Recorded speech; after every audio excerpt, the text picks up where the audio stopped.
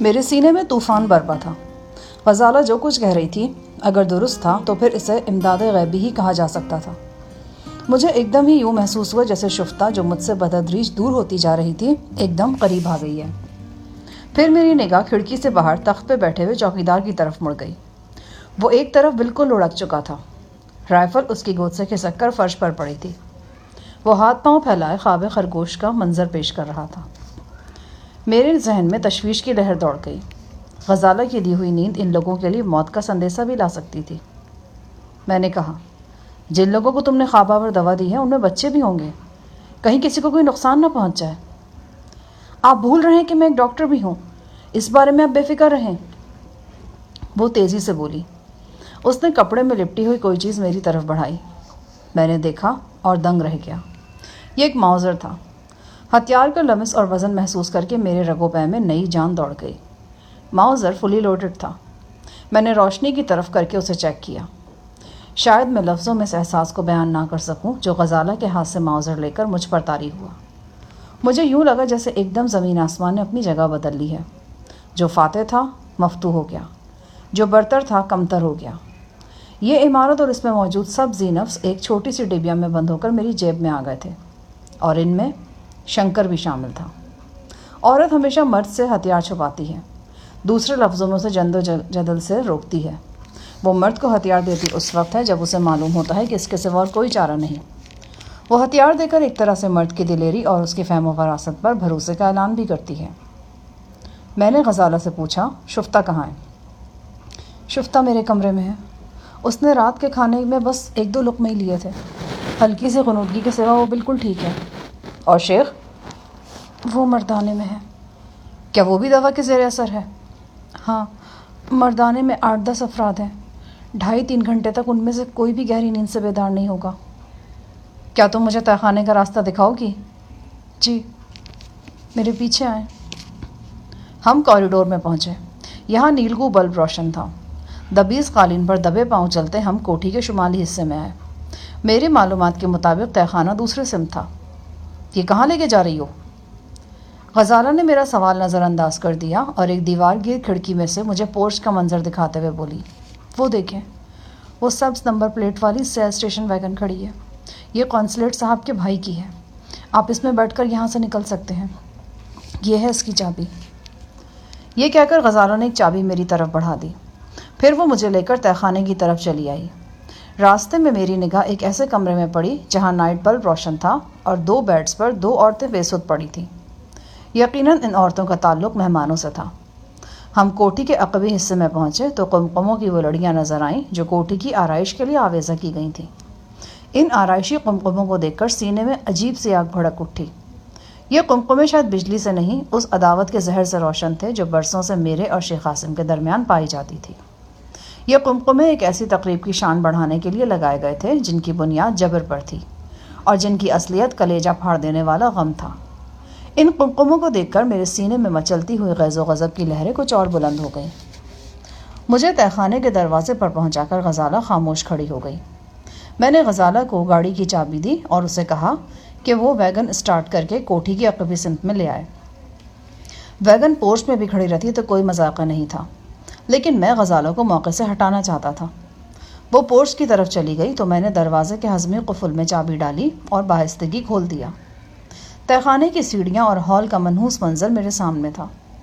یہی ہال تھا جہاں میں نے نوازش کی بیوی کی عزت تار تار ہوتے دیکھی تھی اور بعد ازاں زری گل اور گلسوم کو بھی بدترین خطرات سے دوچار ہوتے دیکھا تھا۔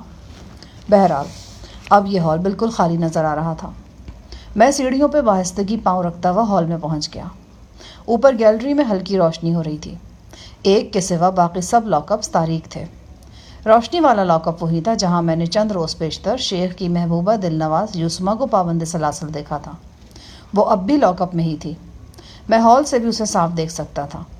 وہ بستر پر محو خواب تھی۔ اس کو اس کے حال پر چھوڑ کر میں آگے بڑھ گیا۔ تہہ خانے کے اندرونی حصوں کی طرف میں گیا۔ یہ ایک بل کھاتا ہوا کوریڈور تھا جس کی دونوں جانب کمرے تھے۔ اس کے در و دیوار میں نہ جانے کتنے لوگ اذیت و ذلت سے دوچار ہو چکے تھے۔ مجھے یقین تھا کہ انہی کمروں میں کہیں زری، گلسوم اور قریشی وغیرہ موجود ہیں۔ شاید میں بتانا بھول گیا تھا کہ فریال کو اس تہہ خانے کے چنگل سے آزاد کیا جا چکا تھا، اور یہ بات مجھے غزالہ نے تہہ خانے کے دروازے پر پہنچ کر بتائی تھی۔ میں جو آگے بڑھ رہا تھا، تاریکی گہری ہوتی جا رہی تھی۔ بالکل اچانک مجھے محسوس ہوا کہ کوئی میرے عقب میں موجود ہے۔ میں پھرتی سے پلٹا۔ ایک سایہ مجھ سے لپٹ گیا۔ میں نے اس کی گردن پر ہاتھ ڈالنے کی کوشش کی، لیکن اس سے پہلے کہ میں کامیاب ہوتا، میری ایڑی کسی چیز سے ٹکرائی اور میں پشت کے بل گرا۔ گرتے گرتے میرا دایاں ہاتھ کسی چیز سے ٹکرایا۔ یہ ایک ہاکی اسٹک تھی۔ معلوم نہیں یہ اسٹک یہاں کیوں کر اور کیسے پہنچی تھی، لیکن یہ اسٹک میرے لیے بے حد کارآمد ثابت ہوئی۔ میں ماؤزر کا فائر کر کے پورے بیسمنٹ کو بیدار نہیں کرنا چاہتا تھا۔ مجھے کسی ایسی شے کی ضرورت تھی جس سے میں مد مقابل کے سر پر بھرپور ضرب لگا سکوں۔ اس مقصد کے لیے ہاکی سے بہتر چیز بھلا کیا ہو سکتی تھی؟ میں نے تاک کر بھرپور ضرب لگائی۔ وار مقابل کی کن پٹی پر لگا۔ وہ تیورا کر گرا اور بے ہوش ہو گیا۔ میں اپنی جگہ پر دبکا رہا اور رد عمل کا انتظار کرتا رہا، مگر ارد گرد سے کوئی آہٹ سنائی نہیں دی۔ اس کا مطلب تھا کہ دھینگا مشتی کی مدھم آواز کسی کے کانوں تک نہیں پہنچ سکی۔ مد مقابل اوندھا پڑا تھا۔ کوریڈور سے آنے والی ہلکی روشنی میں وہ کسی مردہ چھپکلی کی طرح حقیر دکھائی دیتا تھا۔ میں اسے پھلانگ کر آگے بڑھا۔ ماؤزر میرے ہاتھ میں تھا اور انگلی ٹریگر پر رکھی تھی۔ ایک قریبی کمرے سے خراٹوں کی آواز آ رہی تھی۔ یقیناً یہ شنکر کے کارندے تھے۔ اس تہہ خانے کے قیدی ایسی بے فکری کی نیند کہاں سو سکتے تھے؟ مجھے سب سے زیادہ خطرہ شنکر کی طرف سے تھا۔ وہ آفت زیادہ شیطان سے بڑھ کر عیار اور خونی درندے سے زیادہ پھرتیلا تھا۔ وہ واحد شخص ہے جو میرے راستے میں تن تنہا کسی بھی جگہ اور کسی بھی وقت رکاوٹ بن سکتا تھا۔ جب میں اس کے مقابل ہوتا، میری ہر حس پوری طرح بیدار ہو جاتی، اور یہ بیداری ضروری تھی، کیونکہ شنکر کے مقابلے میں ایک لمحے کی غفلت کا مطلب موت تھا۔ جس کمرے سے خراٹے بلند ہو رہے تھے، وہاں ہلکی سی روشنی تھی۔ میں نے کھڑکی سے دیکھا۔ کمرے میں قالین پر شنکر کے 3 کارندے سو رہے تھے۔ ان میں جنگلی کبوتر جیسی سرخ آنکھوں والا موہن داس بھی تھا، وہی خبیث جس نے میری آنکھوں کے سامنے روتی بلکتی نوازش کی بیوی پر ستم ڈھایا تھا اور اس سے بے بسی کا خراج وصول کیا تھا۔ عزت لٹا کر سسکتی ہوئی عورت کی آواز جیسے ابھی تک میرے کانوں میں گونج رہی تھی۔ جی چاہا کہ ماؤزر کی کم از کم 3 گولیاں اس بدبخت کی کھوپڑی میں اتار دوں، لیکن عملاً یہ ممکن نہیں تھا۔ ماؤزر کی آواز تہہ خانے میں موجود ہر فرد کو بیدار کر سکتی تھی۔ میں نے دروازے پر دباؤ ڈالا اور وہ کھل گیا۔ دروازہ کھلتے ہی میری نگاہ ایک اندرونی دروازے پر پڑی۔ یہ ایک اور کمرہ تھا۔ اس کی کھڑکیوں میں روشنی ہو رہی تھی، لیکن دروازے کو باہر سے چائنا کا تالا لگا ہوا تھا۔ میرے دل نے گواہی دی کہ زری اور عالم قریشی وغیرہ اسی کمرے میں موجود ہوں گے۔ پھر ایک اور اچھا اتفاق ہوا۔ میری نگاہ سامنے دیوار پر لٹکی ہوئی چابی پہ چلی گئی۔ یہ چابی یقیناً دروازے میں جھولتے ہوئے قفل کی تھی، لیکن اس چابی اور قفل تک پہنچنے کے لیے مجھے ان افراد کے درمیان سے گزرنا تھا جو قالین پر آڑے دھرچے پڑے تھے۔ ذرا سی بھی آہٹ انہیں جگا سکتی تھی اور مرنے مارنے پر آمادہ کر سکتی تھی۔ میں بڑی احتیاط سے ان کے درمیان سے گزرا۔ چابی کے پاس ہی دیوار پر 2 ہولسٹر بھی موجود تھے۔ میں نے یہ ہولسٹر ریوالوروں سمیت ایک الماری کے پیچھے چھپا دیے، پھر بغیر آواز پیدا کیے قفل کھولا۔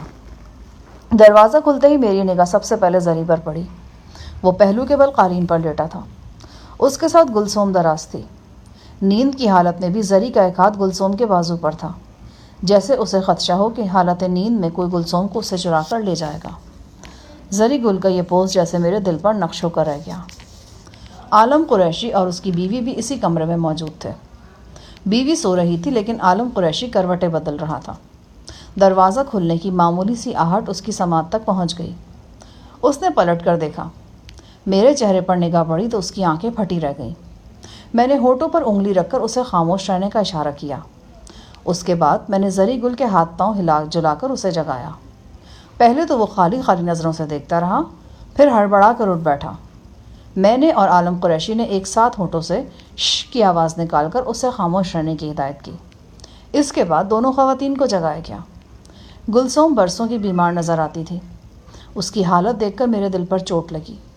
یہ وہی ہنستی مسکراتی گلسوم تھی، اور یہ وہی ہنستا مسکراتا زری گل تھا جو پشاور سے میرے لیے سوغاتوں کی گٹھری لے کر آئے تھے، اور اب وہ خود اجڑی پجڑی گٹھریوں کی طرح نظر آ رہے تھے۔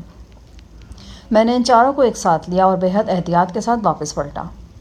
ہم دوبارہ اسی کمرے سے گزرنے پر مجبور تھے جس میں شنکر کے کارندے سو رہے تھے۔ شنکر ابھی تک دکھائی نہیں دیا تھا، لیکن میں جانتا تھا کہ وہ یہیں کہیں موجود ہے۔ میں دل ہی دل میں دعا کر رہا تھا کہ اس سے میرا سامنا نہ ہو۔ اگر میرے ذہن میں شنکر والا اندیشہ نہ ہوتا تو شاید میں موہن داس سمیت کمرے میں سوئے ہوئے تینوں افراد کو بھون کر رکھ دیتا۔ ہم دبے پاؤں ہال میں پہنچے اور پھر تہہ خانے سے باہر نکل آئے۔ میں نے تہہ خانے کا دروازہ باہر سے مقفل کر دیا۔ مجھے یقین نہیں آ رہا تھا کہ ہم شنکر جیسے عیار کو جل دینے میں کامیاب ہو گئے ہیں۔ غزالہ عقبی دروازے میں کھڑی تھی۔ میری ہدایت کے مطابق وہ اسٹیشن ویگن عقبی دروازے کے عین سامنے لے آئی تھی، یعنی ویگن کوٹھی کے پچھلے احاطے میں کھڑی تھی۔ سب ٹھیک ہے نا؟ جی۔ غزالہ، میں بھی آ رہا ہوں، تم ان لوگوں کو وین میں سوار کرو۔ کہاں جا رہے ہیں؟ بس 1 منٹ میں آتا ہوں۔ میں نے عالم کو ساتھ لیا اور کوٹھی کے مردانے حصے کی طرف بڑھا۔ ماؤزر بدستور میرے ہاتھ میں تھا۔ مردانے میں پہنچ کر مجھے وہی مناظر نظر آئے جن کی توقع مجھے تھی۔ شیخ عاصم کے 5-6 مہمان صوفوں پر لڑکے ہوئے تھے۔ یوں لگتا تھا کہ وہ باتیں کرتے کرتے بتدریج نیند کی آغوش میں چلے گئے ہیں۔ شیشے کی تپائی پر 2 کپ دھرے تھے اور ان میں ٹھنڈی ٹھار چائے بھی نظر آ رہی تھی۔ شیخ عاصم بے تکلف دوستوں کی محفل میں بڑے آرام سے ایک صوفہ کم بیڈ پر دراز تھا۔ اس کے سر کے نیچے گاؤ تکیہ تھا اور چہرے کا رخ ٹی وی کی طرف تھا۔ یوں لگتا تھا کہ وہ ٹی وی دیکھتے دیکھتے اور وسکی کی چسکیاں لیتے لیتے سو گیا ہے۔ جو ہی میں شیخ عاصم کے نزدیک پہنچا، میری کلائی پر برقی جھٹکے لگنے شروع ہو گئے۔ مجھے شیخ کی کلائی پر وہ منحوس گھڑی بھی نظر آ گئی جو میری بہت سی مصیبتوں کی بنیاد تھی۔ یہ گھڑی اتارنے کے لیے میں شیخ کے نزدیک نہیں جا سکتا تھا، اسی لیے میں عالم کو اپنے ساتھ لایا۔ میں نے عالم قریشی سے کہا کہ وہ آگے بڑھ کر شیخ کی کلائی سے گھڑی اتارے اور میری طرف آنے کے بجائے گھڑی کے ساتھ دوسرے دروازے سے باہر چلا جائے۔ عالم قریشی اس خطرناک گھڑی کے فنکشن اچھی طرح سمجھتا تھا۔ مجھے زیادہ سمجھانے کی ضرورت نہیں پڑی۔ اس نے آگے بڑھ کر شیخ کی کلائی سے گھڑی جدا کی اور دوسرے کمرے سے باہر چلا گیا۔ میری کلائی پر برقی جھٹکے لگنے بند ہو گئے۔ میں آگے بڑھا اور شیخ کے قریب جا کھڑا ہوا۔ میرا بدترین دشمن میرے سامنے تھا۔ وہ میری موجودگی سے بے خبر تھا اور میرے ہاتھ میں پکڑے ماؤزر سے بھی۔ میری انگلی کی ایک جنبش اس کی زندگی کا خاتمہ کر سکتی تھی، لیکن میں اسے مار نہیں سکتا تھا۔ اس کی کئی ایک وجوہات تھیں، جن میں سے ایک یہ تھی کہ شیخ عاصم ہی وہ شخص تھا جو میرے جسم میں چھپے ہوئے الیکٹرانک ڈیوائس سے مجھے نجات دلا سکتا تھا، اور ایک وجہ یہ تھی کہ شیخ عاصم اب بھی غزالہ کا شوہر نامدار تھا، اور شاید ایک وجہ یہ بھی تھی کہ میں سوئے ہوئے دشمن کو موت کے گھاٹ نہیں اتارنا چاہتا تھا۔ میں شیخ کا چہرہ دیکھتا رہا اور اپنے اندر کھولتا رہا۔ غیظ و غضب کی شدت سے میری ہڈیاں چٹک رہی تھیں۔ یہی وقت تھا جب میں نے غزالہ کو دیکھا۔ وہ تیزی سے نشستگاہ میں داخل ہوئی۔ اس کے انداز میں خاص قسم کا تفکر تھا، جیسے اسے ڈر ہو کہ میں شیخ کو نقصان پہنچا جاؤں گا۔ میرے ہاتھ میں پکڑے ہوئے ماؤزر کو غزالہ نے دہشت زدہ نظروں سے دیکھا اور پھر اس کی آنکھوں سے خاموش التجا پھوٹتی ہوئی محسوس ہوئی۔ وہ مجھ سے کہہ رہی تھی کہ میں شیخ سے دور رہوں، میرے ہاتھوں سے اسے کوئی نقصان نہیں پہنچنا چاہیے۔ مجھے امید نہیں تھی کہ وہ یوں تیزی سے میرے پیچھے چلی آئے گی۔ اس کا آنا اس امر کی گواہی دے رہا تھا کہ شیخ کے بارے میں اس کے جذبات اب بھی فکر مندی والے ہیں۔ میرے دل میں ایک ٹیس سی اٹھی۔ اتنا کچھ ہو جانے کے بعد، اتنا کچھ دیکھ لینے کے بعد، وہ اب بھی شیخ کے لیے خیرخواہی کے جذبات رکھتی تھی۔ اس نے میرے ہاتھ میں ماؤزر تو تھما دیا تھا، لیکن یہ اجازت نہیں دی تھی کہ میں ماؤزر کا رخ شیخ کی طرف کر دوں۔ وہ ایسا کیوں کر رہی تھی؟ یا وہ اچھائی برائی میں تمیز کرنے کی صلاحیت یکسک ہو چکی تھی؟ شیخ عاصم کی گھڑی اب اتر چکی تھی۔ اس کی طرف سے مجھے فوری طور پر کوئی خطرہ نہیں تھا۔ میں اس کے بالکل پاس چلا گیا۔ غزالہ خشک ہونٹوں پر زبان پھیر رہی تھی اور میری ہر حرکت پر نظر رکھے ہوئے تھی۔ غزالہ، شفتہ کو گاڑی میں بٹھا دیا ہے؟ ہاں، بٹھا دیا ہے۔ تم بھی جا کر بیٹھ جاؤ۔ میں بیٹھ جاؤں؟ ہاں۔ لیکن کیوں؟ مجھے کہاں جانا ہے؟ ہمارے ساتھ۔ غزالہ بے ساختہ تھوڑا سا پیچھے کھسک گئی۔ اس کی آنکھوں میں انکار ہی انکار تھا۔ نہیں، میں یہیں رہوں گی، عاصم کے پاس۔ لیکن عاصم تو ہمارے ساتھ جا رہا ہے۔ شاہ جہان، یہ کیا کہہ رہے ہیں آپ؟ یہ میری مجبوری ہے غزالہ۔ میری اور شیخ کی دشمنی اب کوئی ڈھکی چھپی بات نہیں رہی، سب کچھ کھل کر سامنے آ چکا ہے۔ تم اچھی طرح جانتی ہوں کہ میں یہاں سے آزاد ہو کر بھی شیخ کی گرفت میں رہوں گا۔ جب تک الیکٹرانک ڈیوائس کی زنجیر میرے پاؤں سے نہیں نکلتی، میرے لیے کہیں بھی پناہ نہیں ہے، اور یہ الیکٹرانک ڈیوائس صرف اور صرف شیخ کے کہنے پر ہی میرے جسم سے نکل سکتی ہے۔ پلیز شاہ جہان، آپ ایسی باتیں مت کریں، میں آپ کو یقین دلاتی ہوں۔ یقین دلانے سے کچھ نہیں ہوگا غزالہ۔ اس سے پہلے بھی تم لاتعداد مرتبہ شیخ پر یقین کر کے دیکھ چکی ہو۔ نتیجے میں سوائے شرمندگی اور مایوسی کے کچھ تمہارے ہاتھ نہیں آیا۔ وہ تمہارا شوہر ہے، تمہارا دل جتنی بار چاہے اس سے دھوکہ کھاؤ، لیکن میں مزید دھوکہ نہیں کھا سکتا۔ مجھے 100% یقین ہے کہ میری زندگی کی آخری سانس تک شیخ کی الیکٹرانک ڈیوائس میرے جسم سے نہیں نکلوائے گا۔ یہ کام جب بھی ہوگا شیخ کو مجبور کرنے سے ہوگا۔ یہ ٹھیک نہیں ہے شاہ جہان، جو کچھ آپ سوچ رہے ہیں یہ بالکل غلط ہے۔ دشمنی اور بڑھے گی اور خون خرابہ ہوگا۔ جو کچھ ہو رہا ہے اس سے زیادہ برا کچھ نہیں ہوگا غزالہ۔ میں شیخ کو اپنے ساتھ لے جانے کا فیصلہ کر چکا ہوں۔ ہاں، میں یہ وعدہ کرتا ہوں تم سے کہ اس کو کوئی تکلیف نہیں پہنچے گی۔ یہ جیسے جا رہا ہے ویسے ہی صحیح سلامت یہاں پہنچے گا، اور یہ وعدہ شیخ کے وعدوں جیسا نہیں ہے۔ ہم نشست گاہ کے بیچوں بیچ کھڑے تھے۔ ہمارے ارد گرد نیم بے ہوش افراد مردہ چھپکلیوں کی طرح بے سدھ پڑے تھے، اور ان میں شیخ عاصم بھی تھا۔ ہم شیخ کے سر پر کھڑے اس کے بارے میں فیصلہ کر رہے تھے، اور وہ مجبور محض تھا۔ اس سے پہلے کہ غزالہ کوئی جواب دیتی، میں نے جھک کر شیخ کو کندھے پر اٹھا لیا۔ وہ ایک وزنی شخص تھا۔ بے ہوشی کے سبب کچھ اور بھی بھاری محسوس ہو رہا تھا۔ غزالہ کی سمجھ نہیں آ رہا تھا کہ وہ کیا رد عمل ظاہر کرے۔ یوں لگتا تھا کہ ایک ہی وقت میں وہ میری خیرخواہ بھی ہے اور شیخ عاصم کی ہمدرد بھی۔ پلیز شاہ جہان، اتنا خطرناک کام مت کریں۔ آپ عاصم کو اور عاصم کے خاندان کے اثر و رسوخ کو نہیں جانتے۔ یہ قبائلی لوگ ہیں، ان کے پیچھے پورے قبیلے کی طاقت ہے۔ یہ آپ کا جینا حرام کر دیں گے۔ یہ تمہاری سادگی ہے کہ میرے لیے جینے کو تم اب بھی اہم سمجھتی ہو۔ کچھ کہنے کے لیے غزالہ کا منہ کھلا، لیکن میں قدم آگے بڑھا چکا تھا۔ ایک لمحے کے لیے مجھے یوں محسوس ہوا کہ وہ تن کر میرے راستے میں کھڑی ہو جائے گی یا میرے ہاتھ سے معذر لینے کی کوشش کرے گی، لیکن پھر سنگین ترین لمحہ گزر گیا۔ میں غزالہ کے پاس سے ہو کر دروازے کی سمت بڑھ گیا۔ چند ہی لمحے بعد میں شیخ عاصم کا نیم بے ہوش جسم اسٹیشن ویگن میں لاد رہا تھا۔ اسٹیشن ویگن میں زنی گل، گلسوم، عالم قریشی اور اس کی بیوی موجود تھے۔ اس کے علاوہ وہ چہرہ بھی تھا جو میرے دل کی سیپی میں کسی موتی کی طرح جگمگا رہا تھا۔ یہ میری ماں جائی کا چہرہ تھا، میری شفتہ کا۔ میں نے اسے گلے سے لگا کر بھینچ لیا۔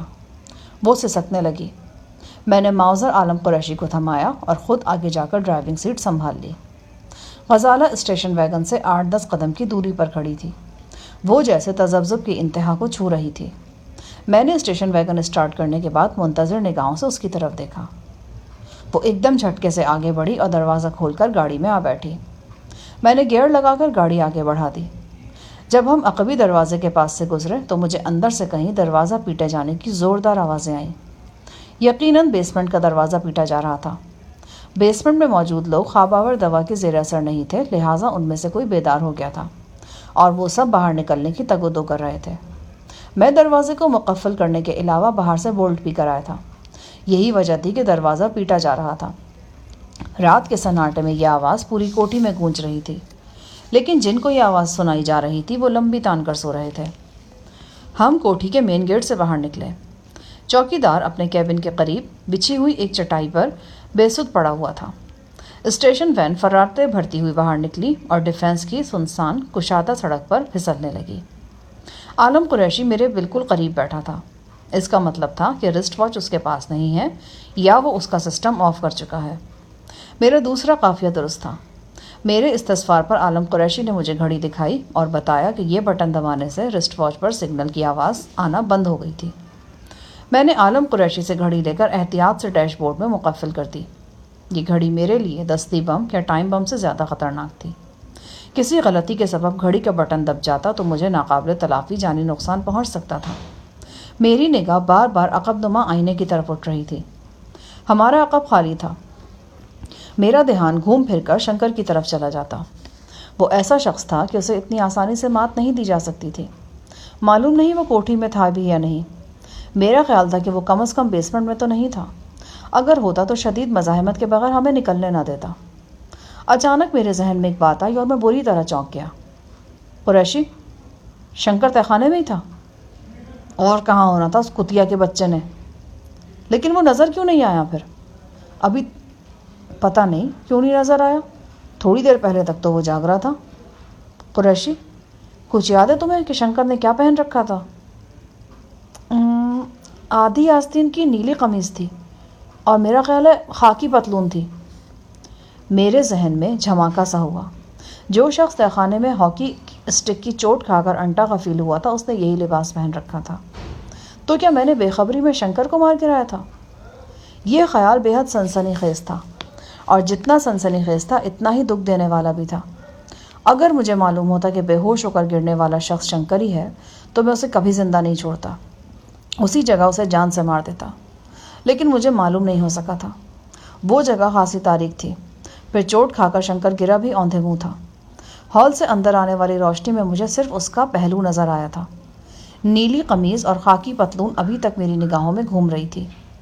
میں سوچنے لگا بے خبری میں انسان کیا کچھ کر گزرتا ہے۔ اسٹیشن ویگن برق رفتاری سے اڑی جا رہی تھی۔ استاد صاحب، ہم کہاں جا رہا ہے؟ سب سے پہلے تو ہمیں شہر سے نکلنا ہے، اس کے بعد دیکھیں گے کہاں جانا ہے۔ استاد صاحب، کیا ہم تھوڑی دیر کے لیے اسپتال نہیں جا سکتا؟ کیوں؟ کیا ہوا؟ کلثوم کا طبیعت ٹھیک نہیں ہے، اسے چکر آ رہا ہے۔ میں نے غزالہ سے کہا کہ وہ گلثوم کو چیک کرے۔ غزالہ کے پاس معائنے کا سامان تو نہیں تھا، بہرحال اس نے گلثوم کو نشست پر لٹا کر اچھی طرح دیکھا۔ چند منٹ بعد بولی، پریشانی کی کوئی بات نہیں، معمولی سی کمزوری ہے جس کی وجہ سے بلڈ پریشر تھوڑا سا کم محسوس ہوتا ہے۔ اسی دوران میں پولیس ناکے پر ہمیں روک لیا گیا۔ یہ رات کے 2-2:30 بجے کا عمل تھا۔ ہم فیروز پور روڈ سے گزر رہے تھے۔ یہ غالباً کوئی خصوصی ناکہ تھا، ورنہ سبز نمبر پلیٹ کے ہوتے ہوئے ہمیں روکا نہ جاتا۔ صورتحال تشویشناک تھی۔ ایک سب انسپیکٹر نے مجھ سے کاغذات طلب کیے۔ میں نے ڈیش بورڈ میں ہاتھ نکالا اور رجسٹریشن نکال لی۔ رجسٹریشن بک سب انسپیکٹر کو دینے سے پہلے میں نے گاڑی کے مالک کا نام پڑھ لیا تھا۔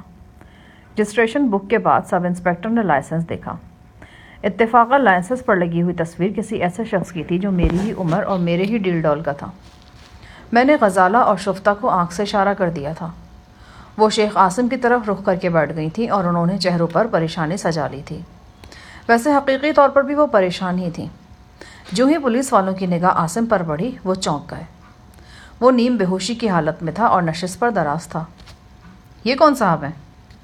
یہ ہمارے بڑے بھائی ہیں، ان کی طبیعت کچھ خراب ہے، امریکن اسپتال لے جا رہے ہیں۔ ٹھیک ہے، جائیں۔ سب انسپیکٹر نے کاغذات کے تفصیلی معائنے کی ضرورت نہ سمجھی اور ہمیں جانے دیا۔ راوی کا پل کراس کر کے ہم نے گاڑی شیخوپورہ روڈ پر ڈال دی۔ ضرورت اس امر کی تھی کہ جتنی جلدی ہو سکے ہم اس گاڑی سے نجات حاصل کر لیں۔ تہہ خانے میں جو لوگ دروازہ پیٹ رہے تھے وہ زیادہ دیر تک تہہ خانے میں نہیں رہ سکتے تھے۔ ان کے باہر نکلتے ہی یہ راز تشتزبام ہو جانا تھا کہ قونصلیٹ کی گاڑی پوسٹ سے غائب ہے۔ اس کے علاوہ تہہ خانے کے قیدیوں اور شیخ عاصم کی گمشدگی کو بھی راز نہیں رہنا تھا۔ یقینی بات تھی کہ بے حد برق رفتاری سے سیاہ اسٹیشن ویگن کی تلاش شروع کر دی جائے گی۔ قدرت کی طرف سے ہمیں اسٹیشن ویگن سے چھٹکارا حاصل کرنے کا اچھا موقع مل گیا۔ شادرہ سے 4-5 میل آگے ہمیں سڑک کے کنارے ایک اور ویگن کھڑی نظر آئی۔ ویگن کے ونڈ اسکرین پر گلاب اور موتیے کی لڑیاں جھول رہی تھیں۔ یقیناً یہ ویگن کسی شادی یا مہندی وغیرہ کی رسم میں شرکت کے لیے یہاں واپس آئی تھی۔ ڈرائیور کنارے کی جھاڑیوں میں بیٹھا پیشاب کر رہا تھا۔ ہم نے اسٹیشن ویگن روکی اور سب سے پہلے نیم بے ہوش شیخ کو اٹھا کر دوسری ویگن میں ڈالا۔ اسی دوران میں ویگن کا ڈرائیور بھی فارغ ہو کر واپس آ گیا۔ وہ حیرت سے ہماری کارروائی دیکھ رہا تھا۔ یہ کیا مسخری ہو رہی بھائی؟ اس نے سوال کیا۔ میں نے اس سوال کا بڑا مختصر جواب دیا۔ یہ جواب ماؤزر کی ایک طوفانی ضرب کی صورت میں تھا۔ یہ ضرب ڈرائیور کی گردن کے پچھلے حصے میں لگی۔ وہ کٹے ہوئے شہتیر کی طرح عالم قریشی کی باہوں میں جھول گیا۔ ہم نے اسے اٹھا کر ویگن میں ڈالا اور پھر خود بھی ویگن میں منتقل ہو گئے۔ ویگن میں زرق برق لباس پہن کر بیٹھنے والی خواتین نہ جانے کہاں تھیں، لیکن ان کی خوشبو ابھی تک ویگن میں چکرا رہی تھی۔ شیخوپورہ روڈ کی حالت قدرے بہتر تھی۔ ویگن تیزی سے اپنا سفر کرنے لگی۔ استاد صاحب، ہم کہاں جائے گا؟ بے فکر رہو، جہاں بھی لے جاؤں گا وہ محفوظ جگہ ہوگی۔ استاد صاحب، یہ ہمارے ساتھ کیا ہوا ہے؟ ہم نے تو کبھی خواب میں بھی ایسا نہیں سوچا تھا۔ ہم ہمارا بیوی کے سامنے نظر اٹھانے کے قابل نہیں رہا۔ استاد صاحب، کتنا برا سلوک ہوا اس کے ساتھ۔ زری گل، بزرگ کہتے ہیں کہ ہر حال میں خدا کا شکر ادا کرنا چاہیے۔ بے شک جو ہوا وہ برا تھا، لیکن کیا تمہارے لیے یہ شکر کا مقام نہیں کہ گلثوم کی آبرو بچ گئی ہے؟ اس کے ساتھ کھینچا تانی ہوئی ہے، اس کے کپڑے پھٹے ہیں، لیکن ناپاک ہاتھ اس سے دور رہے ہیں۔ زری گل خاموش ہو گیا۔ اس کی آنکھیں آنسوؤں کی یورش سے سرخ تھیں۔ وہ گاہے گاہے جلتی نظروں سے شیخ قاسم کی طرف بھی دیکھ لیتا تھا۔ میں نے زری سے پوچھا کہ وہ ناگوٹ یعنی پشاور سے لاہور کیوں کر پہنچا۔ ہمارے پاس ادھر ناگوٹ میں شیخ قاسم کا نوکر جانو آیا تھا۔ جانو کو بھی اچھی طرح جانتا ہے۔ جانو نے ہم کو بتایا کہ ادھر لاہور میں تانگے پر جاتے ہوئے آپ کا ایکسیڈنٹ ہو گیا ہے۔ آپ اپنے کسی انگریز دوست کو تانگے کی سیر کرا رہا تھا۔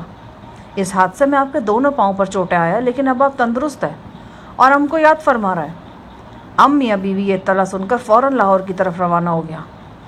کو کیا معلوم تھا کہ یہاں ہمارے لیے کیا جال بچا ہوا ہے۔ شیخ قاسم کے بارے میں اب اچھے خیالات رکھنے لگا تھا۔ ہمارا خیال تھا کہ وہ بہت بدل گیا ہے۔ کو کیا پتا تھا کہ اندر سے وہ خنزیر اب بھی ہماری جان اور آبرو کا دشمن ہے۔ غزالہ ویگن کے پچھلے حصے میں تھی۔ ویسے بھی انجن کا شور تھا، لہٰذا زری کی آواز اس کے کانوں تک نہیں پہنچی، ورنہ اپنے شوہر کے بارے میں زری کے القابات سن کر وہ ضرور متاثر ہوتی۔ قریشی، تم کیسے پھنسے اس کے شکنجے میں؟ مجھے تو باقاعدہ اغوا کیا گیا یار۔ میں چھوٹی کے ساتھ کھانا کھانے مزنگ چونگی جا رہا تھا۔ شاید میری غلطی تھی کہ گاڑی کے دروازے لاک نہیں کیے تھے۔ شمع سنیما والے اشارے پر گاڑی رکی تو 2 بندے تیزی سے اندر گھس آئے۔ انہوں نے میری گردن سے پستول لگا دیا اور دھمکی دی کہ میں گاڑی ڈیفینس کی طرف موڑ دوں۔ وہ نشے میں ٹن ہو رہے تھے۔ مجھے لگا اگر میں نے ان کی بات نہ مانی تو وہ بغیر سوچے سمجھے گولی چلا دیں گے۔ مجبوری کی حالت میں گاڑی چلاتا رہا اور آخر شیخ کی منحوس کوٹھی میں پہنچ گیا۔ عالم قریشی کے رخسار پر گہری چوٹ تھی اور ایک ہاتھ کی انگلی بھی سوج کر کپا ہو رہی تھی۔ یہ چوٹیں اسے شیخ قاسم کے عقوبت خانے میں ہی پہنچی تھیں۔ زری کی طرح وہ بھی گاہے بگاہے خشمگین نظروں سے شیخ قاسم کو دیکھ لیتا تھا۔ صبح 5:30 کے قریب ہم جھنگ پہنچے اور 1 گھنٹے کے اندر اندر جھوک زامن پہنچ گئے۔ وہی جھوک زامن جہاں اٹک جیل سے اغوا ہونے کے بعد میں پہنچا تھا۔ یہ سارا علاقہ قادر زمان جاگیر کی جاگیر میں تھا اور اسی جاگیر سے میری کہانی کا دوسرا دور شروع ہوا تھا۔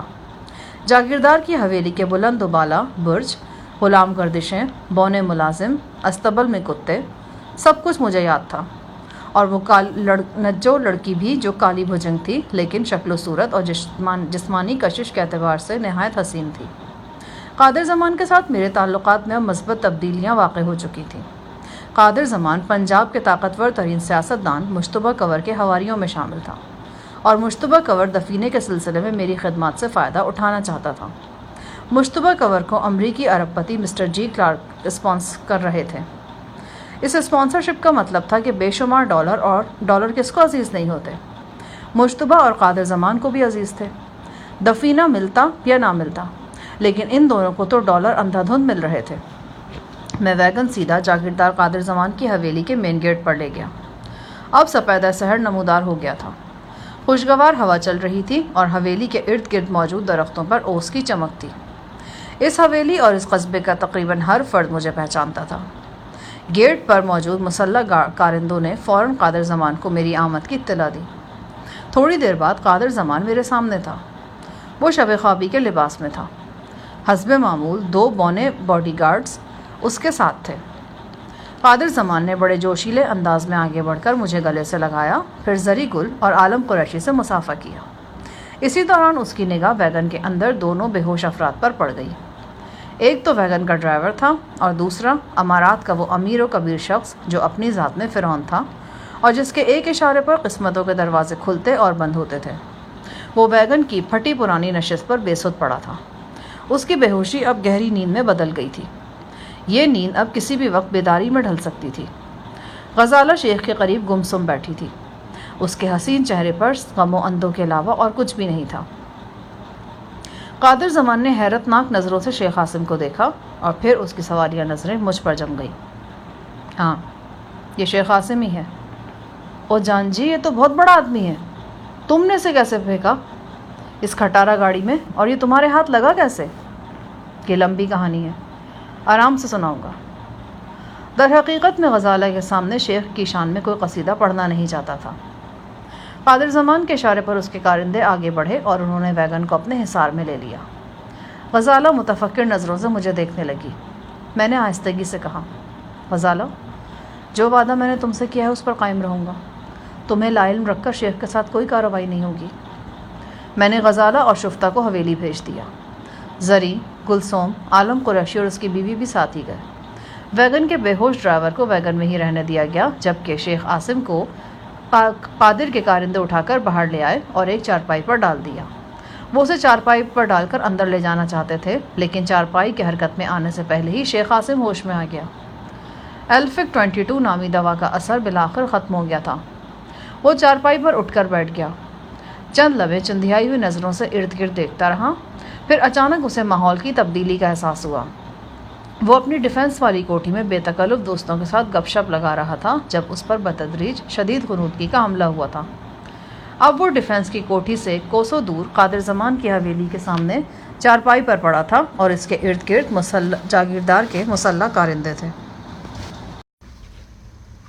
شیخ کی نگاہ مجھ پر پڑی۔ وہ چٹک کر بولا، شاہ جہان، یہ کیا معاملہ ہے؟ یہ میں کہاں دیکھ رہا ہوں خود کو؟ تم خود کو بڑی مناسب جگہ پر دیکھ رہے ہو۔ میرا خیال ہے کہ اب تمہارے اندر بہت سی انقلابی تبدیلیاں واقع ہوں گی۔ شیخ اٹھ کر کھڑا ہو گیا۔ وہ بہت کڑی نظروں سے میری آنکھوں میں جھانک رہا تھا، جیسے ایک ہی کوشش میں بات کی تہہ تک پہنچنے کی کوشش کر رہا ہو۔ اس کے ہونٹوں سے سانپ جیسی پھنکار نکلی۔ شاہ جہان، لگتا ہے تجھ کو عزت راسی نہیں۔ میں نے تجھے مان اور مرتبہ دینے کی کوشش کی، لیکن تو ذلت کے گڑھے میں گرنے کے لیے ہاتھ چھوڑا چھوڑا کر بھاگ رہا ہے۔ جانتا ہے تیری اس حرکت کا کیا نتیجہ نکل سکتا ہے؟ نتیجہ سوچ کر ہی حرکت کی ہے میں نے۔ میرے اطمینان نے شیخ کی پریشانی میں اضافہ کر دیا۔ یقیناً اس کا دھیان فوری طور پر شفتہ کی طرف گیا تھا اور میرے ان ساتھیوں کی طرف جنہیں اس نے تہہ خانے میں یرغمال بنا رکھا تھا۔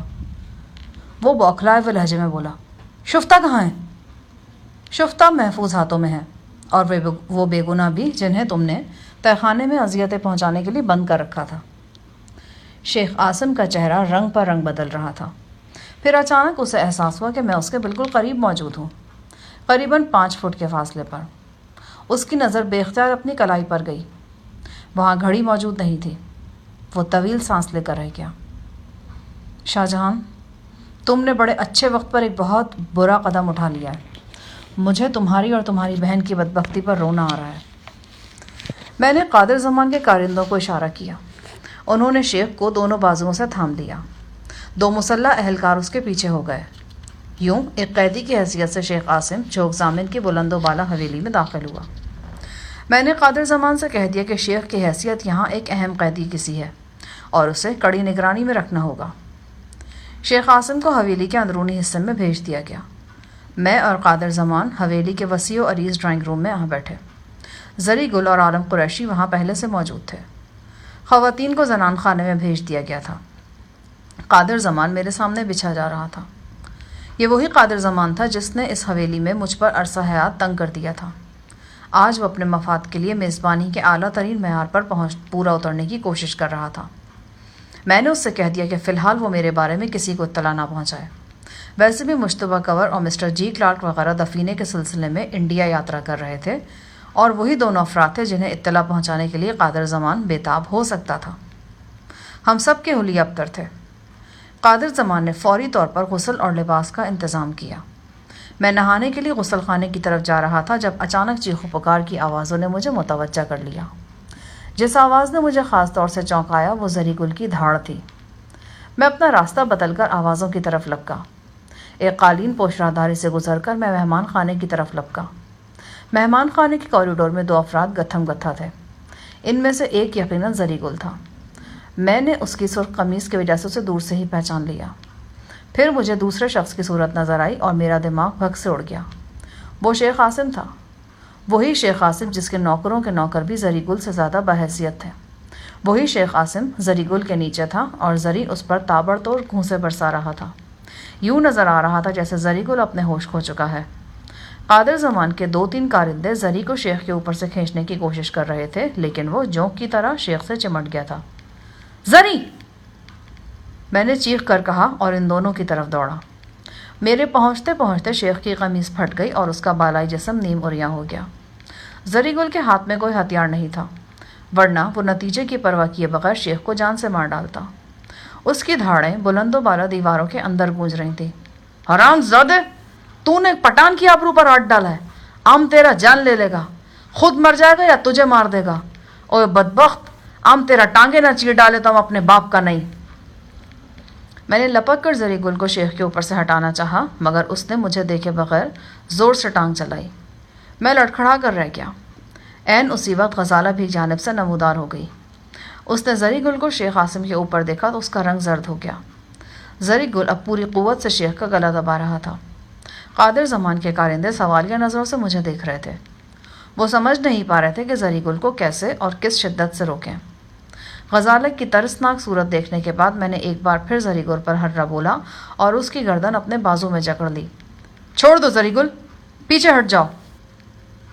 زری گل زارو قطار رو رہا تھا۔ نہیں استاد صاحب، ام آج آپ کی بات نہیں مانے گا، ام کسی کی بات نہیں مانے گا، مر جائے گا یا مار دے گا۔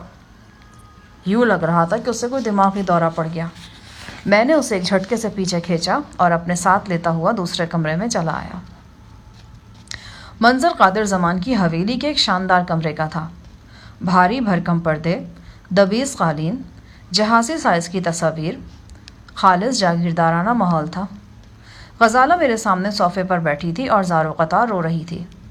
اس کی آنکھیں سوج چکی تھیں۔ شاہ جہان، آپ اور عاصم کے چکی کے دو پارٹوں کی طرح ہو گئے ہیں۔ میں آپ دونوں کے درمیان پس کر رہ گئی ہوں۔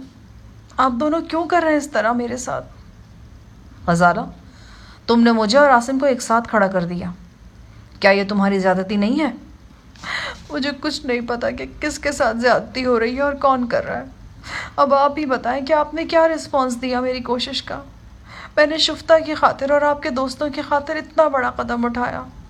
میں جانتی تھی کہ عاصم مجھ پر بے انتہا خفا ہوں گے، ممکن ہے کہ میری اس دواجی زندگی ہی خطرے میں پڑ جائے، لیکن میں نے آپ کے لیے رسک لیا۔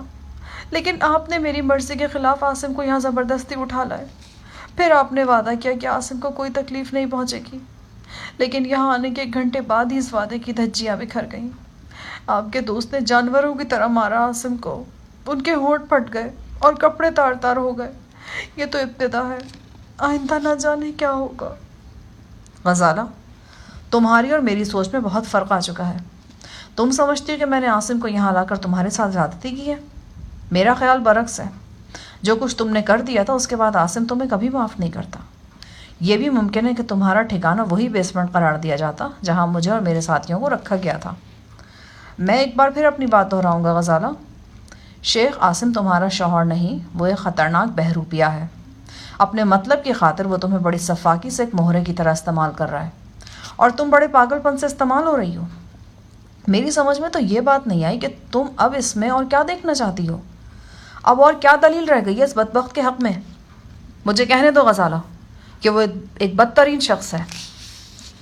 غزالہ کا سر جھکا ہوا تھا، سسکیاں خود بخود اس کے ہونٹوں سے نکلتی جا رہی تھیں۔ شاید وہ خود بھی حیران تھی کہ اپنے شوہر کی صفائی میں کیا کہے اور کیوں کر کہے۔ غزالہ، اگر تمہارے ذہن کے کسی گوشے میں یہ خیال موجود ہے کہ تم شیخ کی اصلاح کر سکتی ہو تو اس سے بڑی غلط فہمی اور کوئی ہو نہیں سکتی۔ وہ آج بھی مکمل طور پر ناقابل اصلاح ہے اور کل بھی رہے گا۔ ٹھیک ہے کہ اس سے شادی کر کے تمہیں غلطی کر چکی ہو، اب اس بدبخت کی غیر مشروع طرفداری کر کے دوسری سنگین غلطی مت کرو۔ شاہ جہان، میں عاصم کے ساتھ اپنی وابستگی سے منحرف نہیں ہو سکتی۔ آپ میرے سامنے عاصم کو گالی دے کر میری ذہنی اذیت میں اضافہ کر رہے ہیں۔ غزالہ، تمہاری ذہنی اذیت تمہارا اپنا معاملہ ہے۔ جہاں تک عاصم کا تعلق ہے، وہ بدترین سلوک کا مستحق ٹھہر چکا ہے۔ تم ذرا خود کو اپنی شوہر پرستی سے الگ کر کے سوچو۔ جو شخص مجبور عورتوں کو ان کے لواحقین کے سامنے درندگی کا نشانہ بناتا ہے، قتل کرتا ہے، اپنے مقصد کے حصول کے لیے ہر انتہا سے گزر جاتا ہے، اسے گالی دینا جرم ہے؟ میرے خیال میں تو اس کے ہاتھ پاؤں باندھ کر اسے بھوکے کتوں کے آگے پھینک دیا جائے تو یہ سزا بھی بہت معمولی ہے۔ غزالہ نے بے ساختہ میرے ہونٹوں پر ہاتھ رکھ دیا۔ اس نے دوسرے ہاتھ سے اپنا کلیجہ تھام رکھا تھا۔ وہ کرہا کر بولی، شاہ جہان، مجھے خود پر اختیار نہیں ہے۔ مجھے لگ رہا ہے کہ میرا دل دو ٹکڑے ہو گیا ہے، ایک ٹکڑا آپ کے لیے دھڑک رہا ہے اور دوسرا عاصم کے لیے۔ میں نے کہا نا غزالہ کہ یہ تمہارا ذاتی معاملہ ہے، میں اس سلسلے میں کچھ نہیں کر سکتا۔ عاصم نے میرے لیے دشمنی کے سوا اور کوئی راستہ چھوڑا نہیں ہے۔ تم نے اپنے گھر میں میری مدد کی، میں اس کے لیے تمہارا شکر گزار ہوں، لیکن اس شکر گزاری کی خاطر میں خود کو شیخ کا ہاتھ بندھا غلام نہیں بنا سکتا۔ مجھے ہر صورت میں وہ زنجیر توڑنی ہے جو شیخ نے مجھے پہنا رکھی ہے۔ اگر شیخ سیدھی طرح مان جائے گا تو یہ اس کے حق میں بہتر ہوگا۔ دوسری صورت میں اپنے وعدے کا پابند نہیں رہوں گا. مجھے شیخ کو مجبور کرنا ہوگا کہ وہ الیکٹرانک ڈیوائس میرے جسم سے نکلوائے. میرے 2 ٹوک لہجے نے غزالہ کو چونکا دیا. تو آپ ان پر سختی کریں گے؟ کرنی پڑی تو ضرور کروں گا، لیکن پھر بھی یہ سختی اس سختی کا اشرشیر بھی نہیں ہوگی جو شیخ مجھ پر اور میرے ساتھیوں پر کرتا رہا ہے. غزالہ وہ انسان نہیں، پتھر ہے. میں کہنا نہیں چاہتا لیکن مجھے کہنا پڑ رہا ہے کہ وہ درندگی کی انتہا کو چھو رہا ہے. تمہیں اس بات پر افسوس ہے کہ زری نے اس کا گریبان پکڑا اور اسے مارنے کی کوشش کی؟ یہ تو معمولی بات ہے غزالہ. ایسے ظالموں کو تو لوگ گھسیٹتے ہوئے گلیوں میں لے آتے ہیں، ان کے گلے میں رسے ڈالتے ہیں اور انہیں بازاروں میں کھینچتے ہیں. غزالہ کا سر جھکا ہوا تھا. ریشمی لٹوں نے پھسل کر اس کا چہرہ مجھ سے چھپا لیا. پتہ نہیں اس کے تاثرات کیا تھے. اس کی نحیف آواز میرے کانوں تک پہنچی. شاہ جہان، آپ نے جو بات کی میں اسے دل سے تسلیم کرتی ہوں. ڈیوائس کو آپ کے جسم سے نکالنا چاہیے. آپ کو آزادی سے رہنے کا پورا حق حاصل ہے، لیکن میں چاہتی ہوں کہ آپ مجھے ایک موقع اور دیں. میں اس سلسلے میں عاصم سے خود بات کرنا چاہتی ہوں. مجھے یقین ہے کہ میں انہیں قائل کرنے میں کامیاب رہوں گی. اگر اب بھی وہ نہ مانے تو پھر آپ کو اپنی مرضی کا اختیار ہوگا. ٹھیک ہے غزالہ، میں تمہیں آخری موقع دیتا ہوں، لیکن اس کام کے لیے میں تمہیں زیادہ وقت نہیں دے سکتا. تمہیں کل صبح تک مجھے حتمی نتیجے سے آگاہ کرنا ہوگا. وہ اٹھ کھڑی ہوئی. لیکن میں تمہیں ایک اور بات بتا دوں غزالہ، میں شیخ عاصم کے حوالے سے بدترین خدشات دل میں رکھتا ہوں. مجھے یہ خدشہ بھی لاحق ہے کہ کہیں عاصم تمہیں میرے خلاف ڈھال کے طور پر استعمال نہ کرے. وہ پوری طرح کھل کر سامنے آ چکا ہے. یہ بعید نہیں کہ وہ تمہیں یرغمال بنا لے. اور پلیز شاہ جہاں، آپ کسی مفروضے کی بنا پر مجھے عاصم کے پاس جانے سے مت روکیں پلیز. میں نے غزالہ کو عاصم کے پاس بھیج دیا.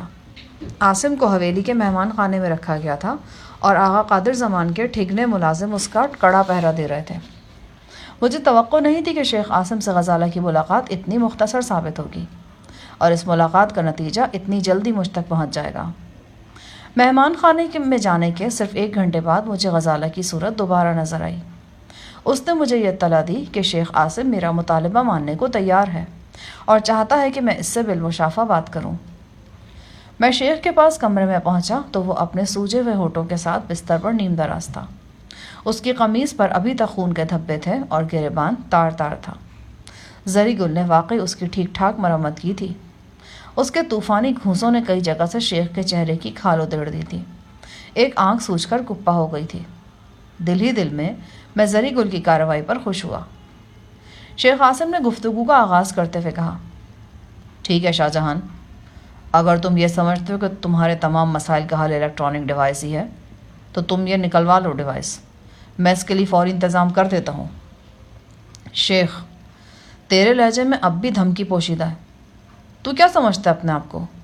تو کیا مسائل پیدا کر لے گا میرے لیے؟ بہت مسائل پیدا ہوں گے شاہ جہان. تم تصور بھی نہیں کر سکتے کہ زندگی تمہارے لیے کتنی دشوار ہو سکتی ہے. تم شیخ عاصم سے نہیں ٹکرا رہے، تم ایک مکمل قبائلی نظام سے ٹکرا رہے ہو. تم ایک ایسی دشمنی کو بڑھاوا دے رہے ہو جو نسل در نسل آدم خوری کر سکتی ہے. میں دیکھ لوں گا تمہارے قبائلی نظام کو اور تمہاری آدم خوری کو بھی. میرا ایمان ہے کہ کوئی نظام کتنا بھی طاقتور ہو، اگر اس کی بنیاد انسانیت پر نہیں تو وہ حقیر اور بے وقت چیز ہے. اسے ایک جھٹکے سے پرانے کپڑے کی طرح پھاڑ کر پھینکا جا سکتا ہے. تم مجھے لیکچر دینے کی کوشش مت کرو. صرف یہ بتاؤ کہ الیکٹرانک ڈیوائس نکالنے کے لیے تم کیا انتظام کر رہے ہو؟ انتظام کے بارے میں تمہیں پہلے بتا چکا ہوں. تم جاپان جاؤ گے. ٹوکیو کے اسپتال میں 2 یورپی سرجن تمہارا آپریشن کریں گے اور جاپانی انجینئر ڈیوائس تمہارے سینے سے نکال لے گا. میں یہ بکواس پہلے بھی تمہاری لانتی زبان سے سن چکا ہوں. مجھے بہلانے کی کوشش مت کرو. ہمارے ٹائمنگ میں فرق ضرور تھا، لیکن جھوٹ میں نے تم سے پہلے بھی نہیں بولا تھا.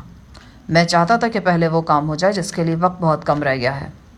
شاید تم میری بات پر یقین نہ کرو، لیکن حقیقت یہ کہ اگر ایاز کی شادی ہو جاتی تو 2-3 روز بعد میں خود تمہیں جاپان کے لیے روانہ کر دیتا. میں نے جب تم سے کہا تھا کہ جاپان کے لیے تمہارا ویزا اور ریٹرن ٹکٹ حاصل کیا جا چکا ہے تو اس میں ذرہ بھر بھی شبہ نہیں تھا. تم ان کاغذات کی خود تصدیق کر سکتے ہو. عاصم، اب ان باتوں کو بھول جاؤ اور میں تمہیں ایک بات اور بتا دوں. اب اگر شادی کا ذکر یا میری بہن کا نام بھی تمہاری زبان پر آیا تو میں بہت برا سلوک کروں گا تم سے. اور دوسری بات یہ کہ میں جاپان جاؤں میں جاپان جاؤں گا اور نہ ہی کہیں اور۔ الیکٹرانک ڈیوائس پاکستان میں ہی نکلے گا۔ تمہیں اپنے جاپنیز انجینئر اور سرجن وغیرہ کو بھی یہیں بلوانا پڑے گا۔ لاہور میں اور کراچی میں ایک سے بڑھ کر ایک جدید اسپتال موجود ہے، ہم آپریشن کے لیے وہاں ارینج کر سکتے ہیں۔ شیخ نے نفی میں سر ہلایا۔ میرے خیال میں یہ بہت مشکل ثابت ہوگی۔ جاپانی انجینئر تو شاید پاکستان آ جائے، لیکن سرجن اس بات کے لیے کبھی تیار نہیں ہوں گے۔ پاکستانی اسپتال میں آپریشن کرنا شاید ان کے لیے ممکن نہ ہو۔ وہ پاکستان میں بنے ہوئے جراحی کے آلات ڈھونڈ ڈھونڈ کر استعمال کر سکتے ہیں تو پاکستانی اسپتال میں آپریشن بھی کر سکتے ہیں، بلکہ اس سے پہلے تم خود بھی کہہ چکے ہو کہ وہ اس کام کے لیے آمادہ ہو جائیں گے۔ میں نے ایسی کوئی بات نہیں کہی تھی، میں نے صرف یہ کہا تھا کہ میں اس کے لیے کوشش کروں گا۔ تمہاری کوشش اب پہلے سے زیادہ کامیاب ہوگی۔ اب تم دل کی گہرائیوں سے کوشش کرو گے، کیونکہ اس کے سوا تمہارے پاس کوئی چارہ نہیں رہ گیا۔ تم مجھے دھمکا رہے ہو؟ بالکل دھمکا رہا ہوں، لیکن یہ خالی خلی دھمکی نہیں ہے، میں اس پر عمل کرنے کے لیے دل و جان سے تیار ہوں۔ میں سچ کہتا ہوں عاصم، جو کچھ میں تمہاری کوٹھی کے تہخانے میں دیکھ چکا ہوں، اس کے بعد میرے دل میں تمہارے لیے رحم کی رمق موجود نہیں ہے۔ میں تمہارے ساتھ برے سا برے سلوک کر کے بھی شرمندہ نہیں ہوں گا۔ میرے لہجے میں موجود تپش نے عاصم کو جھنجھوڑ کر رکھ دیا۔ وہ میری آنکھوں میں دیکھ رہا تھا۔ ایک دم میرے اندر غضب کی لہر اٹھی۔ آنکھیں نیچی کرو عاصم، میں کہتا ہوں نیچی کر آنکھیں۔ جذبات سے مغلوب ہو کر میں نے اس کے گھنگریالے بال پکڑے اور سر کھینچ کر نیچے کر دیا۔ مجھے یوں محسوس ہو رہا تھا جیسے میں حواس ہو کر اس پر پل پڑوں گا اور اس کو تہس نہس کر ڈالوں گا۔ میرے لب و لہجے نے عاصم کا پتا پانی کر دیا۔ وہ سمجھ چکا تھا کہ میں برداشت کی انتہا کو چھو رہا ہوں، اور اگر اس نے اس موقع پر چونچرا کی تو میں پھٹ پڑوں گا۔ باہر نکلنے سے پہلے میں نے کہا، دیکھو شیخ، میں تمہیں گھنٹہ دے رہا ہوں، اس دوران تم سوچ سمجھ لو۔ تمہارے پاس صرف اور صرف ایک ہی راستہ ہے، تمہیں میرا الیکٹرانک ڈیوائس نکلوانا ہے، اور یہ کام پاکستان میں ہوگا۔ یہ میری نہیں تمہاری درد سری ہے کہ ڈیوائس نکالنے والے لوگ یہاں کیسے آئیں گے۔ اگر اب تم نے ٹال مٹول کی کوشش کی تو یاد رکھنا میں ایک مختلف شخص بن جاؤں گا، تمہاری اگلی پچھلی ساری کسر نکل جائے گی۔ میں تمہیں جان سے نہیں ماروں گا، لیکن یہ ضرور بتا دوں گا کہ جان کیسے نکالی جاتی ہے۔ شیخ عاصم نے میری بات خاموشی سے سنی۔ میں باہر نکل گیا۔ در حقیقت شیخ کے لیے میرے دل میں شدید نفرت نے جگہ بنا لی تھی۔ پتہ نہیں کیوں رہ رہ کر وہ منظر میری نگاہوں میں گھوم جاتا جب عالم قریشی کے ملازم نوازش کی بیوی ننگے فرش پر پڑی تھی۔ اس کے جسم پر کپڑے کا ایک تار نہیں تھا۔ دو بدبودار جانور اس سے چمٹے ہوئے تھے اور اسے ربر کی طرح توڑ مڑوڑ رہے تھے۔ 10-15 منٹ بعد ہی قادر زمان کے کارندے نے آ کر مجھے بتایا کہ مہمان یعنی شیخ عاصم مجھ سے بات کرنا چاہتا ہے۔ میں شیخ کے پاس پہنچا تو وہ سب کچھ پہلے سے ہی سوچے بیٹھا تھا۔ شاہ جہان، مجھے تمہارا مطالبہ غیر مشروط طور پر منظور ہے۔ میں اپنی سر توڑ کوشش کروں گا کہ دونوں معالج یہاں پاکستان آ کر تمہارا آپریشن کر دیں۔ بالفرض یہ نہ ہو سکا تو کسی اور معالج کو ہائر کیا جائے گا۔ شیخ کے اور میرے درمیان چند منٹ گفتگو ہوئی، اس کے بعد میں اسے بونے باڈی گارڈز کی تحویل میں چھوڑ کر واپس آ گیا۔ زنان خانے پہنچا تو شفتہ سے ملاقات ہو گئی۔ اس کی آنکھوں میں ابھی تک خوف و ہراس کی پرچھائیاں تھیں۔ میں نے اسے باہوں میں لے کر تسلی دی اور کہا کہ اب اس کے لیے مصیبت کا وقت گزر چکا ہے۔ وہ زنجیر ٹوٹ گئی ہے جس نے مجھے سرتاپا جکڑ رکھا تھا۔ میں نے دیکھا کہ شفتہ کے کانوں میں اور گلے میں ابھی تک وہی زیور ہے جو ایک روز پہلے شیخ عاصم کی رشتہ دار خواتین نے پہنایا تھا۔ ننھی منی رنگین سیپیوں والا یہ زیور آنکھوں کے راستے خنجر کی طرح میرے دل میں اتر گیا۔ میں نے اپنے ہاتھوں سے یہ زیور شفتہ کے جسم سے اتارا اور کوڑے دان میں پھینکا۔ شفتہ کی آنکھوں میں آنسوؤں کی چمک تھی، اور ایسی ہی چمک یقیناً میری آنکھوں میں بھی تھی۔ میری بہن نے میرے بغیر مانگے کتنی بڑی قربانی دی تھی۔ اس نے آنکھیں بند کر کے خود کو میرے حوالے کر دیا تھا اور کہا تھا کہ میں اس کا ہاتھ جس کے ہاتھ میں چاہوں تھما دوں۔ یہ پوری زندگی کا ایثار تھا جو اس نے پلک جھپکتے میں کیا تھا۔ نہ جانے ان لمحات میں کیوں نوجوان ڈاکٹر حمزہ کا چہرہ میری نگاہوں میں گھومنے لگا۔ مجھے وہ منظر یاد آیا جب کل دوپہر میں شفتہ کو لاہور کینٹ والی کوٹھی سے لایا تھا۔ ڈاکٹر حمزہ اپنے گھر کی بالکنی میں غم کی تصویر بنا کھڑا تھا۔ اس کے چہرے پر نظر آنے والے دکھ نے میرے دل کی گہرائیوں کو چھوا تھا۔ میں اتنا انجان نہیں تھا کہ شفتہ اور حمزہ کے درمیان پائے جانے والی ناپسندیدگی کے تعلق کو جان نہ سکتا۔ پھر انجم نے بھی مجھے اس حوالے سے کافی کچھ بتایا تھا۔ میں نے فیصلہ کیا کہ آج ہی انجم سے ایک اور ملاقات کروں گا اور اس سلسلے میں مزید معلومات حاصل کروں گا۔ نہ جانے کیوں میرا دل چاہ رہا تھا کہ شفتہ کی شادی جلد از جلد ہو جائے۔ اگر حمزہ اسے پسند کرتا تھا اور بقول انجم شفتہ کو بھی اس رشتے پر اعتراض نہیں ہو سکتا تھا تو پھر یہ شادی فوری طور پر بھی ہو سکتی تھی۔ ڈاکٹر حمزہ برسر روزگار تھا، بہت اچھا فیملی بیک گراؤنڈ رکھتا تھا۔ شفتہ بھی پڑھی لکھی اور سلیقہ شار تھی، گھر گرہستی کی ذمہ داریاں بخوبی اٹھا سکتی تھی۔ اسی روز رات 9 بجے کے لگ بھگ میں نے انجم کو لاہور سے بھگ کر قادر زمان کی حویلی میں بلوا لیا۔ میں نے اس سے شفتہ کے بارے میں تفصیلی بات چیت کی۔ انجم نے جو پہلے بتایا تھا وہی دہرایا۔ اس نے پورے یقین کے ساتھ کہا کہ شفتہ کو ڈاکٹر حمزہ پسند کرتا ہے اور شفتہ بھی اسے ناپسند نہیں کرتی۔ اس نے بتایا کہ حمزہ کی والدہ شفتہ سے بے حد پیار کرتی ہیں اور اسے بیٹی کی طرح سمجھتی ہیں۔ اگر انہیں اشارہ مل جائے کہ ہم لوگ شفتہ کی شادی کرنے کا سوچ رہے ہیں تو وہ فوراً شفتہ کے لیے اپنی جھولی پھیلا دیں گے۔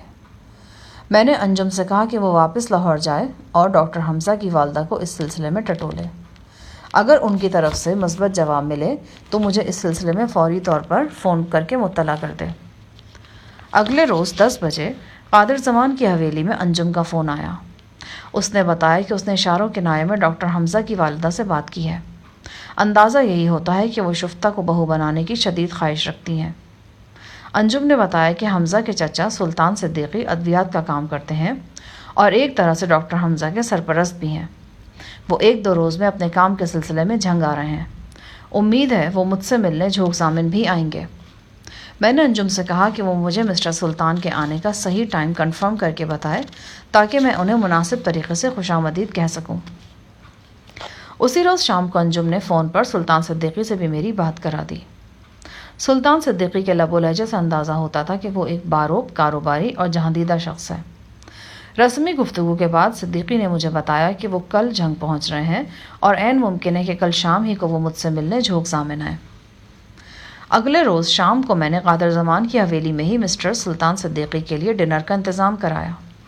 توقع تھی کہ وہ 8 بجے تک پہنچ جائیں گے لیکن وہ نہیں آئے۔ 9:30 بجے انہیں فون کیا گیا تو معلوم ہوا کہ وہ ایک ضروری میٹنگ میں شرکت کے لیے مقامی 3 اسٹار ہوٹل میں گئے ہیں۔ فون پر بات کرنے والوں نے توقع ظاہر کی کہ صدیقی صاحب کل ضرور میری طرف آئیں گے۔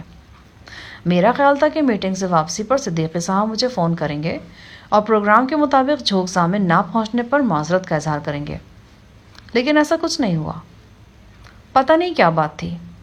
اس سے پہلے جب انجم نے فون پر صدیقی صاحب سے بات کرائی تو وہ بڑی خوش دلی سے ملے تھے اور ملاقات کے سلسلے میں بڑے اشتیاق کا اظہار کر رہے تھے، لیکن اب ان کے رویے میں سرد مہری محسوس ہو رہی تھی۔ اگلے روز شام کو بھی صدیقی صاحب نہیں آئے۔ میں نے بھی فون کرنا مناسب نہیں سمجھا۔ دوسرے روز 9-10 بجے میں نے قادر زمان سے ٹویوٹا جیپ لی۔ میں ایک پرانے ساتھی سے ملنے جھنگ جانا چاہتا تھا۔ یہ ساتھی وہی سیاہ رنگت والی نجو تھی جو میرے قیاس کے مطابق دنیا کے پرکشش ترین جسم کی مالک تھی، لیکن رنگ نہ گورا ہونے کی وجہ سے کسی گنتی میں نہیں آتی تھی۔ وہ کمظرف لوگوں کی دسترس میں تھی اور در بدر بھٹک رہی تھی۔ مجھے قادر زمان کے کارندے سے معلوم ہوا کہ نجو آج کل جھنگ میں ہے اور کسی ادھیڑ عمر پٹواری نے اس سے نکاح کر رکھا ہے۔ میں نجو کو دیکھنا چاہتا تھا۔ ایک عجیب سی انسیت تھی مجھے اس لڑکی کے ساتھ۔ میں جھنگ جانے کے لیے نکلا تو شفتہ بھی تیار ہو گئی۔ دراصل وہ انجم کی صحت یابی پر اس کا جشن صحت منانا چاہتی تھی اور اسے اچھا سا تحفہ بھی دینا چاہتی تھی۔ پھر ایک عرصے سے اس کی شدید خواہش تھی کہ وہ گاڑی میں میرے ساتھ بیٹھے اور لمبی ڈرائیو پر نکلے۔ چھوٹی چھوٹی معصوم آرزوئیں، خوش رنگ خواہشیں، یہی سب کچھ تو اس لڑکی کا اثاثہ تھا۔ ہم دونوں 10 بجے جھوک زامن سے نکلے اور جھنگ شہر کی طرف روانہ ہو گئے۔ جس وقت ہم جھنگ شہر سے 5-6 میل کے فاصلے پر تھے، اچانک میری نگاہ ایک سفید کار پر پڑی۔ وہ درمیانی رفتار سے بھکر کی طرف جا رہی تھی۔ میں اس کار کو پہچان گیا۔ میں نے اسے ڈاکٹر حمزہ کے گھر میں کھڑے دیکھا تھا۔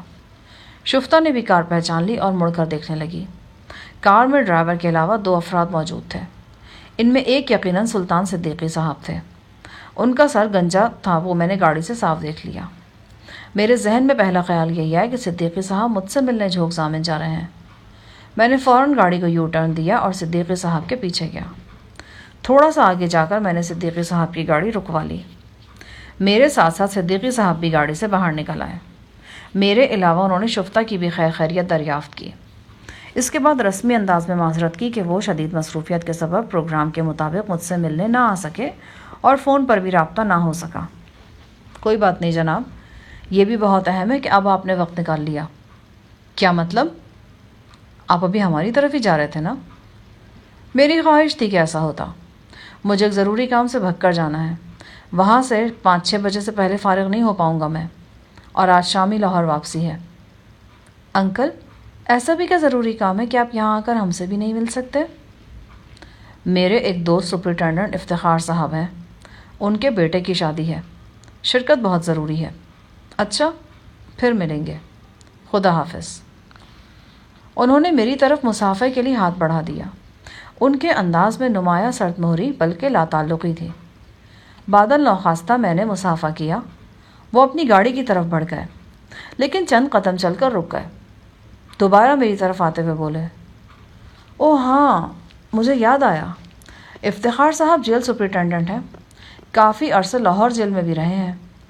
آپ نے بھی تو لاہور میں جیل کاٹی ہے، آپ انہیں نہیں جانتے کیا؟ مسٹر صدیقی نے یہ بات عام سے انداز میں کہی تھی، لیکن اس بات کی گہرائی میں سمجھتا تھا یا شفتہ سمجھتی تھی۔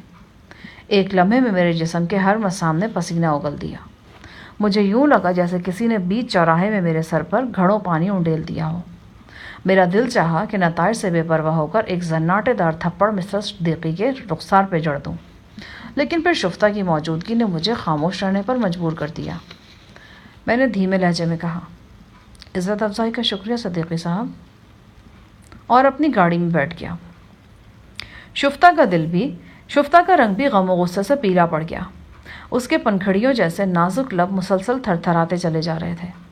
موڈ اتنا اپسیٹ ہو گیا کہ جھنگ کے جانے کے بجائے ہم واپس جھوک زامن جانا ہمیں مناسب لگا۔ راستے بھر شفتہ بالکل خاموش رہی۔ مجھے صاف پتہ چل رہا تھا کہ اس کی آنکھوں میں آنسوؤں کی چمک ہے۔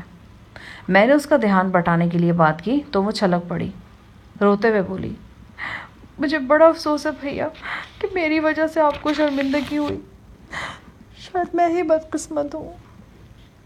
میں نے ایک ہاتھ سے ڈرائیو کرتے ہوئے اسے کندھے سے لگایا۔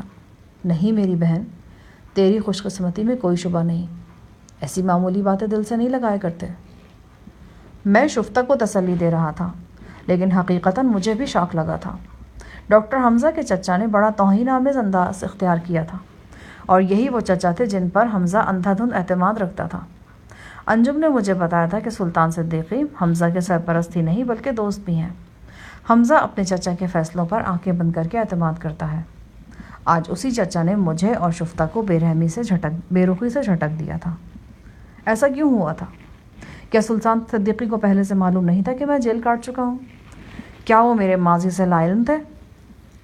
شفتہ کی حالت اس کلی کی سی تھی جو بہار کے پہلے جھونکے سے کھلی ہو، لیکن پھر ایک طوفانی یالہ باری نے اسے پامال کر کے رکھ دیا ہو۔ وہ نیم جان ہو رہی تھی۔ حویلی واپس آ کر بھی وہ بالکل گمسم رہی۔ دوپہر کا کھانا بھی اس نے نہیں کھایا تھا، رات کو ایک لقمہ بھی نہیں لیا۔ میری بے چینی بڑھتی جا رہی تھی، اور یہ کوئی نئی بات نہیں تھی۔ میں نے جب کبھی شفتہ کو آزردہ دیکھا تھا، میرے دل پر تیر سا لگا تھا۔ پتہ نہیں یہ کیسا ناتا تھا ہم دونوں کے درمیان۔ رات کو میں نے اسے اپنے ہاتھ سے کھانا کھلانے کی کوشش کی۔ میرے بے حد اصرار پر اس نے 1-2 لقمے لیے۔ میں نے کہا، شفتہ، محبت اس کائنات کا اعلیٰ ترین جذبہ ہے۔ میں نہیں سمجھتا کہ محبت کرنے والے کو کسی بھی طور پر شرمندہ ہونے کی ضرورت ہے۔ انسانی خیالات سچے ہوں تو ان میں بے پناہ طاقت ہوتی ہے، اور یہ طاقت دوسرے لوگوں پر اثر انداز بھی ہوتی ہے۔ مجھے یقین ہے جس طرح ڈاکٹر حمزہ تمہیں پسند کرتا ہے، تم بھی اسے پسند کرتی ہو، اور میرے نزدیک یہ صورتحال کسی طور پر بھی قابل انگشت نمائی نہیں۔ ہاں، یہ ہوتا ہے کہ کبھی کبھی غلط فہمیاں پیدا ہو جاتی ہیں۔ ممکن ہے کہ جو کچھ آج ہوا یہ بھی کسی غلط فہمی کا نتیجہ ہو۔ کیا ایسا نہیں ہو سکتا کہ تم فون پر ڈاکٹر حمزہ یا اس کی والدہ سے بات کرو؟ وہ اپنی سرخ آنکھیں پٹ پٹا کر میری طرف دیکھنے لگی، جیسے میری سوچ پر اسے حیرانی ہو۔ شفتہ، اس میں حیرانی کی کوئی بات نہیں۔ بے جا شرم و جھجک بے وقوفی کے زمرے میں آتی ہے۔ یہ ایک سیدھی اور صاف بات ہے کہ ڈاکٹر حمزہ ہمارے سامنے نہیں ہے۔ ہمیں معلوم ہونا چاہیے کہ وہ اس موقع پر کیا سوچ رہا ہے اور کیا چاہ رہا ہے۔ ممکن ہے کہ کسی بنا پر وہ خود تم سے رابطہ قائم نہ کر سکتا ہو۔ نہیں بھیا، جن لوگوں نے آپ کی توہین کی ہے میں ان پر تھوکوں گی بھی نہیں۔ انہیں کیا معلوم کہ آپ میرے لیے کیا ہیں؟ میں مر سکتی ہوں لیکن آپ کی توہین برداشت نہیں کر سکتی۔ شفتہ: جذباتی باتیں مت کرو، یہ ایک نہایت سنجیدہ معاملہ ہے۔ میں کچھ نہیں جانتی بھیا، میں کسی سے بات نہیں کروں گی، وہ فیصلہ کن لہجے میں بولی اور تیزی سے اٹھ کر دوسرے کمرے میں چلی گئی۔ انجم نے مجھے ڈاکٹر حمزہ کے گھر کا فون نمبر لکھوایا تھا۔ حویلی کے فون سے لاہور میں ڈاکٹر حمزہ کے گھر بات ہو سکتی تھی۔ میں فون نمبر والا کاغذ کہیں رکھ کر بھول گیا تھا۔ کافی دیر تک میں الماریوں اور درازوں کو کھنگالتا رہا۔ آخر فون نمبر مل گیا۔ میں نے اسٹڈی میں جا کر فون کیا۔ میری خواہش کے عین مطابق فون ڈاکٹر حمزہ نے ہی ریسیو کیا۔ السلام علیکم، ڈاکٹر حمزہ اسپیکنگ۔ میں شاہجہان بات کر رہا ہوں، چوک زامن میں قادر زمان کی حویلی سے۔ شاہجہان؟ میں سمجھا نہیں۔ ڈاکٹر صاحبان تو حافظے کے بڑے تیز ہوتے ہیں، میں نے کہا۔ اچانک مجھے محسوس ہوا کہ میرا فقرہ مکمل ہونے سے پہلے ہی سلسلہ منقطع ہو چکا ہے۔ مایوسی کی ایک بلند لہر نے مجھے ڈھانپ لیا۔ مجھے اپنے عقب میں آہٹ سنائی دی۔ مڑ کر دیکھا تو شفتہ دروازے کی دہلیز پر کھڑی تھی۔ اس نے مجھے فون کرتے ہوئے سن لیا تھا۔ وہ شکوہ کن انداز میں بولی، میں نے آپ سے کہا تھا نا بھیا۔ کیا ہوا؟ مجھے پتہ ہے آپ نے کس کو فون کیا تھا اور اس نے کیا جواب دیا ہے۔ میں لاجواب ہو کر رہ گیا۔ شفتہ مزید کچھ کہے بغیر واپس چلی گئی۔